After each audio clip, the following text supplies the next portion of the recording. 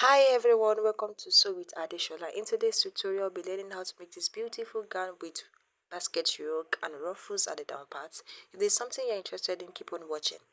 So without wasting our time, we'll be bringing out the materials needed for this style. Our fabric, for me I'm using 2 yards, a plain fabric, scissors, our bias, for me 5 yards, our marker, our pattern paper, the chalk, and as well our ruler. So now, without wasting our time, let's get right into the cutting of the fabric. The first thing we are going to do is to fold our fabric into 4, just like that. Fold it as if you are folding a 360-degree flare, just as I did right there. And at the center, from that center, I'm going to be taking my measurement for the yoke. The first thing is we'll measure the depth and the width of the yoke. For me, I'm using 7 inches for my width, which is my shoulder, and then I'll be using 6 inches for the depth of my yoke. I don't want it to reveal too much, so I'll be using 6 inches. You can go as low as 7 or 8 inches depending on your preference. So then I'll just connect it together just like I did right there. Go ahead and connect it together.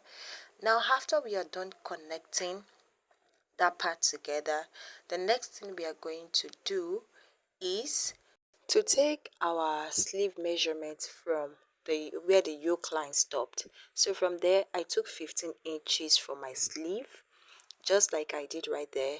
So you to go ahead and take your sleeve measurement. For me, I took 15 inches because we are still going to add a plain material to it, and that plain material was like about 4 inches, so which makes it 19 inches, and I don't want it to be too long. So I went ahead and took the measurement for my dress length, and that was 35 inches considering the 4 inches for the plain material. So I went ahead from the neck, from the center at the top, and then took my measurement, my dress length measurement, which was 35 inches, just like I am doing. Go ahead and do your own. And at the end of your fabric, you will see it's just a pity that my camera is not showing it right now, but then you will still see it. You try to curve at the edge, yes, just like I did right there. So I'm going to curve it right there. As you can see, I'm just trying to show it to you like that. So you curve at the head, at the end of the edge like that, to the length of your fabric. I hope you understand what I'm saying. So after we are done with that, the next thing is just for us to cut our fabric. So we are going to go ahead and cut the yoke out first. Now to cut the yoke out, come in by half an inch to avoid caping. Do not cut exactly on the line. Come in by half an inch like I did, and then I went ahead to cut out my dress length. So that will be all for now. Now if you've watched to this extent, please kindly like, subscribe and share. This will really mean a lot to me. Thank you very much. So after we are done, the next thing we are going to do is I just went ahead and I folded my fabric, then I brought out my pattern paper.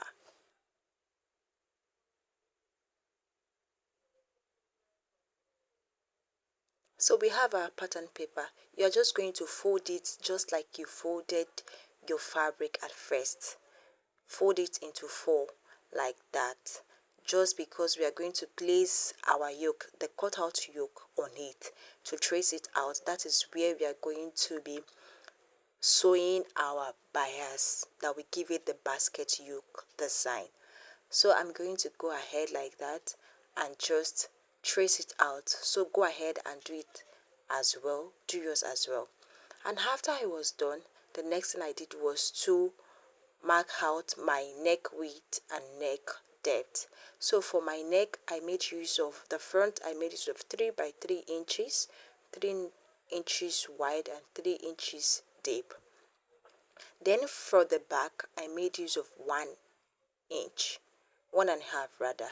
So I used 1.5 inch for the depth of my back neck, and 3 inches as well for the width. So the next thing I'm going to do is to cut out the yoke. While cutting the yoke, I went out by half an inch for sewing allowance. Just like that, go ahead, take half an inch, go out by half an inch rather, go out by half an inch, connect it like that and cut it out. That is going to serve as our sewing allowance.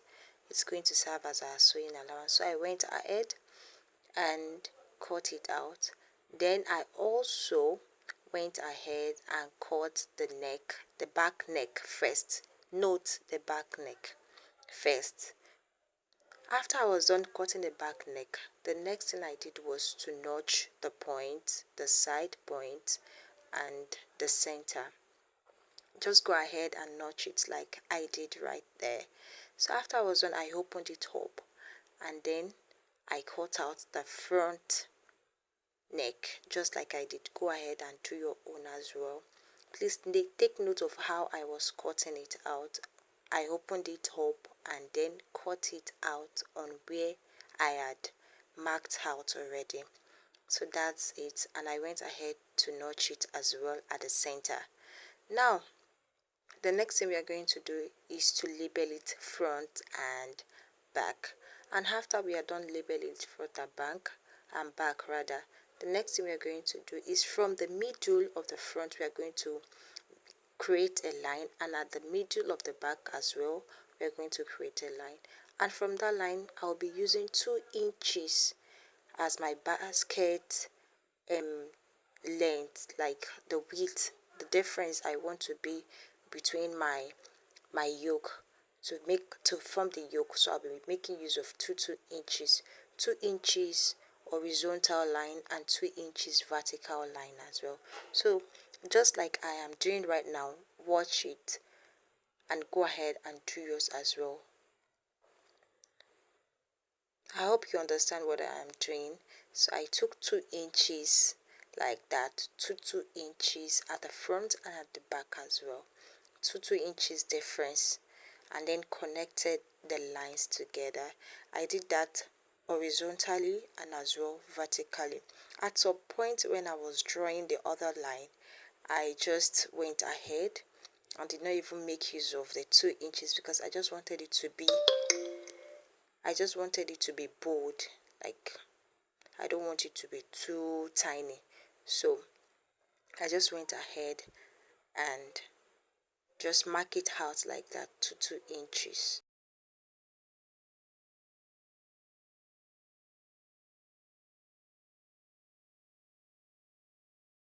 And after we are done, this is what we have. The next thing we are going to do is to place our bias tape straight like that on that line and then sew it. Just sew it all through on the lines, both the vertical line and the horizontal line. And take note of that back center back. Do not sew on that center back, just like I did. Do not sew on that center back. The next thing we are going to do is to cut out on that center back so that we can have access to pipe the neck and also the back like that. So you take your bias and pipe the back like that, and as well go ahead and pipe the neck. Make sure you are being very careful because you know it is a pattern paper. It can tell if you are not being careful. Just make sure that you are careful. When I was trying to sew it, my eyes is shiggy. Okay, so I was just trying to be careful. I was just sewing it little by little till I finished sewing it so that the pattern paper do not tear. So you have to be very careful. And then you place your bias tape at the back of the pattern paper so that you can cover every seam like that. So I'll go ahead and just do like that, and then when I'm done I'll bring the result back to us. And now we have the results. You can see that my pattern paper is still very neat. So the next thing we're going to do is to attach our pattern paper to our fabric. You attach your pattern paper to your fabric. Now before I went ahead to do that, what I did was I made a notch. I notched it. If you should notice, you will see that I notched it at the center, so that we had already notched our pattern paper, so that will help us to sew it very well. That will help us in knowing that okay, this is what we have done. Hope we are not hope there won't be any caping. Hope the fabric will not be too much for the pattern paper, or the pattern paper being too small for the fabric. I hope you understand what I'm trying to say here. Okay, so that is what I did. I notched the fabric at the center, and then I placed my pattern paper on it. Then I went ahead to sew it, and after I was done sewing, I also top stitched. So that is what we have now. You can see that it came out really nice. I had gone ahead also to go and attach my plain fabric. So but then I noticed that this plain fabric was not enough, so I just had to sew it straight down.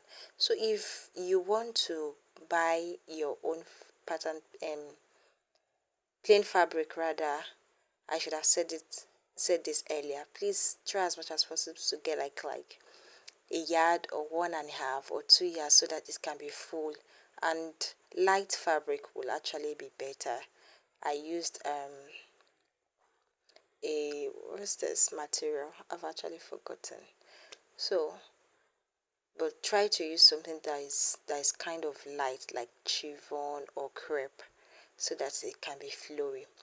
So the next thing I did was to attach a hook and eye to that part, to the back of my yoke. So after I was done attaching the plain fabric, this is what we have. Now the next thing we are going to do, which is the last thing, is to take our body measurements. You can see that this style is quite simple. So we are going to fold our fabric into two, and from the center front, we are going to be taking our measurement. So at first I will go to the top of my fabric of my dress and take out my armhole measurement. For me, I used 9 inches. I just want it to be free, so I used 9 inches. I took 9 inches from the top of my dress to mark out my armhole, and then marked out my waistline, of which these are important measurements, and as well mark out my hip line. Then from that hip line I came down by 4 inches.